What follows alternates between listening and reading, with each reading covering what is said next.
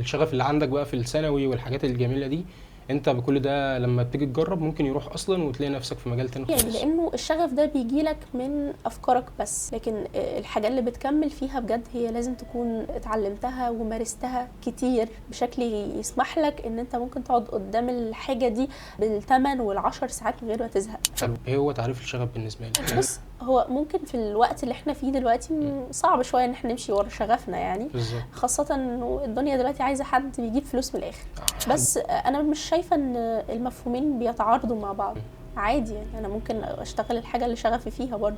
يعني انا شايفه دلوقتي الناس معظمها بقت بتطلع وظيفه من حاجات احنا اول مره نعرف عنها. الاي اي مثلا حاجه جديده، الجرافيك ديزاين ده برضه مش حاجه بقالها كتير موجوده.